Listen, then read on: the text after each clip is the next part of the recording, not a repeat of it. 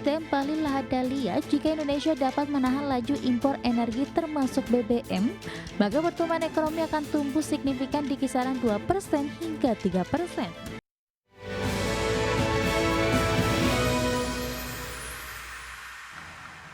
Pemerintah mengakui devisa negara hilang 523 triliun per tahun karena impor minyak termasuk crude oil dan bahan bakar minyak. Jika Indonesia mampu menahan laju impor energi termasuk BBM, maka ekonomi nasional akan tumbuh signifikan di kisaran 2% hingga 3%. Pemerintah mengakui devisa negara hilang 523 triliun per tahun karena impor minyak termasuk crude oil dan bahan bakar minyak. Perhitungan tersebut berdasarkan sejumlah asumsi data tahun lalu. Menurut Menteri ESDM Bahlil Lahadalia, jika Indonesia dapat menahan laju impor energi termasuk BBM, maka pertumbuhan ekonomi akan tumbuh signifikan di kisaran 2% hingga 3%. Tak hanya minyak, Bahlil juga mengungkap ketergantungan impor gas, utamanya LPG untuk kebutuhan dalam negeri. Adapun konsumsi LPG domestik mencapai 8,5 juta ton, sedangkan produksi dalam negeri hanya mampu 1,3 juta ton.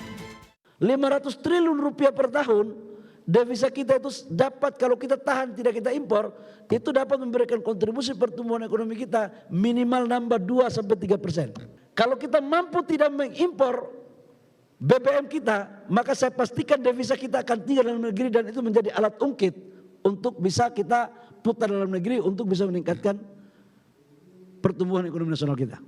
Bahlil memastikan impor energi akan berkurang seiring dengan transisi energi.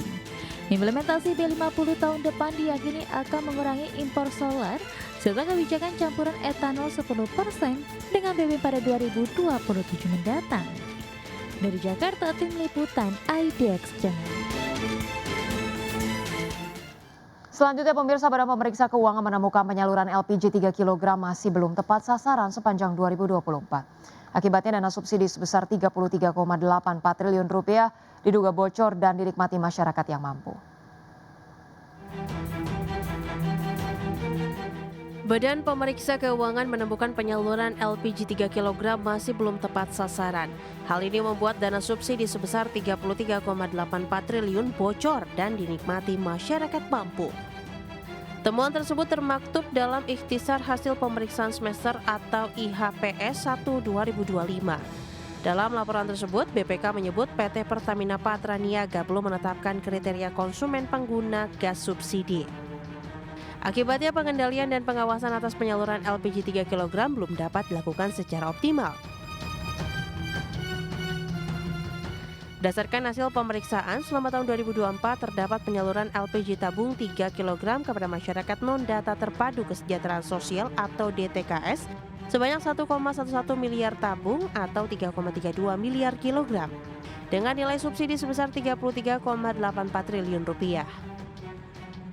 Penyaluran LPG tabung 3 kg kepada konsumen non-data terpadu kesejahteraan sosial atau DTKS ini diakui kurang memberikan hasil yang optimal untuk mencapai tujuan pengentasan kemiskinan dan membantu masyarakat yang berhak menerimanya.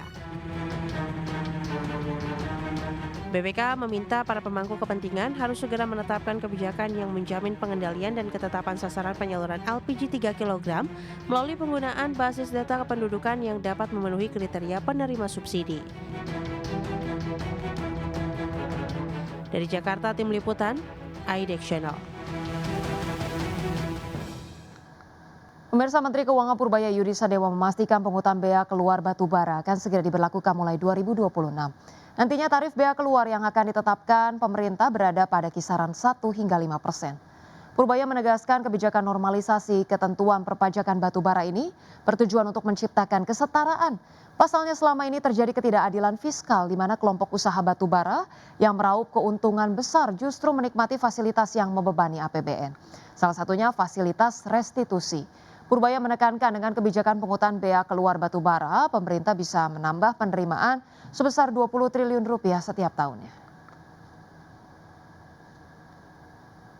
Ada bea keluar, apa hubungannya dengan daya saing? Jadi pada waktu Undang-Undang Cipta Kerja di 2020 diterapkan, jadi mengubah status batubara dari non barang kena pajak menjadi barang kena pajak, Akibatnya industri batubara bisa meminta restitusi PPN ke pemerintah. Itu sekitar 25 triliun per tahun. Kalau hitung dengan cost-nya segala macam, walaupun mereka ada cost-nya digelembungin segala macam, net income kita dari industri batubara bukannya positif, malah dengan pajak segala macam jadi negatif. Jadi undang-undang itu seperti pemerintah memberikan subsidi ke industri yang sudah untungnya banyak. Pemirsa, PT Waskita Beton Precast Tbk menyiapkan berbagai langkah untuk meraih kontrak baru senilai 2,6 triliun rupiah pada tahun 2026. Direktur Utama WSBP Anak Agung Gede Sumadi menyebut target tersebut akan datang dari sektor precast, redeeming, konstruksi, dan penyiapan alat berat. Hingga November 2025, WSBP telah mengantongi 1,36 triliun rupiah kontrak baru dari total pengelolaan kontrak 2,12 triliun rupiah. Untuk mengejar target, WSBP melakukan pendekatan dan mengikuti tender proyek pemerintah maupun swasta, menjalankan organisasi yang lebih ramping serta meningkatkan kualitas produk. Namun perseroan memproyeksikan kinerja laba bersih dan ekuitas masih negatif hingga 2026.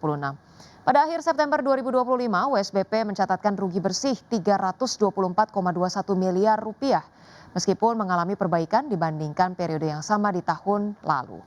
Di tengah tekanan kinerja, WSBP terus mempercepat restrukturisasi utang melalui skema CFADS senilai 542 miliar rupiah, serta penyelesaian OWK 1,85 triliun rupiah dan konversi utang vendor 1,5 triliun rupiah.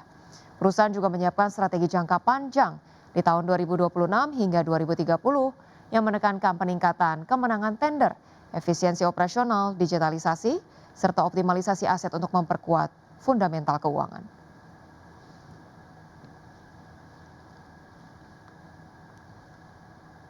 Pemirsa, harga emas berbalik menguat pada perdagangan Rabu setelah Bank Sentral Amerika Serikat kembali memangkas suku bunga acuan.